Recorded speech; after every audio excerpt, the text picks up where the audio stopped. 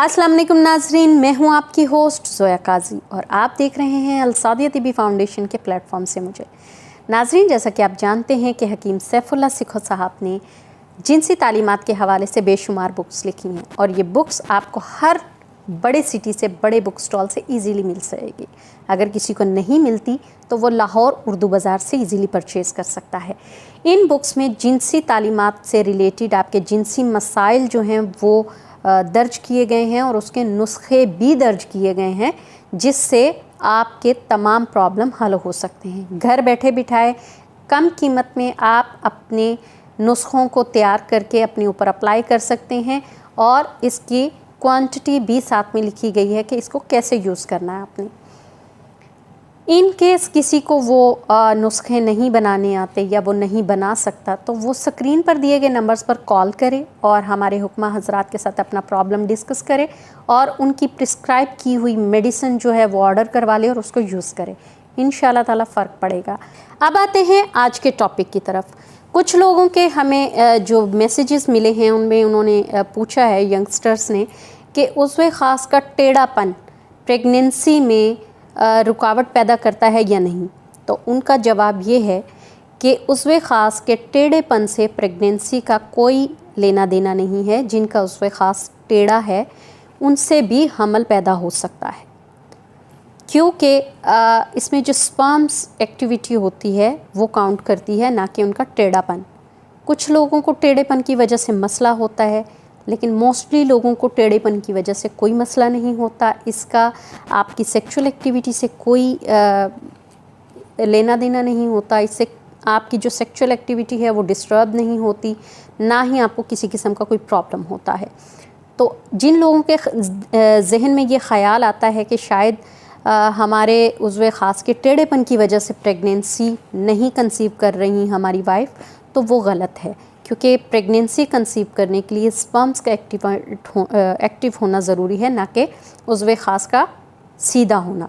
तो इसलिए इस चीज़ को ज़हन पर दबाव बनाने की ज़रूरत नहीं है कि जो लोग ज़हनी दबाव का शिकार हैं कि हमारे उज़्वे ख़ास के टेढ़ेपन की वजह से प्रेगनेंसी नहीं हो रही या हमल नहीं ठहर रहा, तो वो गलत है। आप इस चीज़ से बाहर निकल आएँ, क्योंकि स्पर्म्स काउंट होते हैं प्रेगनेंसी के लिए और इसके साथ अच्छी डाइट होनी चाहिए।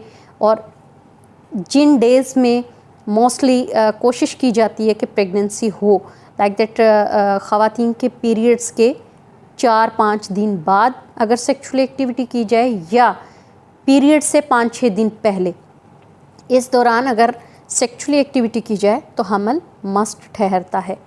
और अगर हमल ठहरता है तो इसके साथ साथ आपकी डाइट की भी बहुत ज़्यादा ज़रूरत होती है। अच्छी खुराक, फ़्रेश जूसेस, फ्रेश सब्ज़ियाँ, फल, हर चीज़ आपको इस्तेमाल करनी है। गोश्त से ज़्यादा परहेज़ करना है, मतलब ज़्यादा गोश्त इस्तेमाल नहीं करना।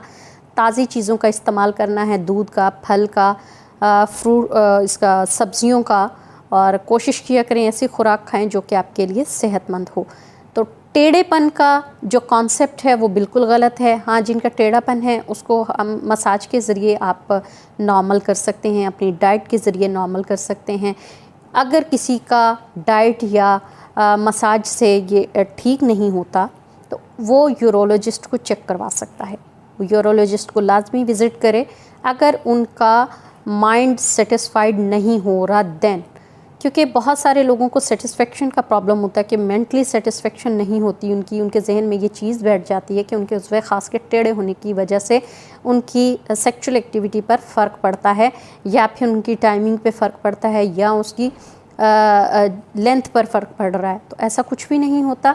जस्ट ये है कि टेढ़ेपन की कुछ रीज़न्स होती हैं जिसकी वजह से समटाइम जो उनकी वेन्स होती हैं वो वीक होके, डेड होके उनकी ब्लड की सप्लाई रुकती है, तो उस जगह से उसका जो उज़्वे ख़ास है वो टेढ़ेपन की शक्ल इख्तियार कर जाता है। तो आप ऐसी सूरत में यूरोलॉजिस्ट को लाजमी विज़िट करें या कोशिश करें कि मसाज करें। अगर मसाज से उनको फ़र्क नहीं पड़ रहा तो वो डेफ़िनेटली यूरोलॉजिस्ट को विज़िट करें।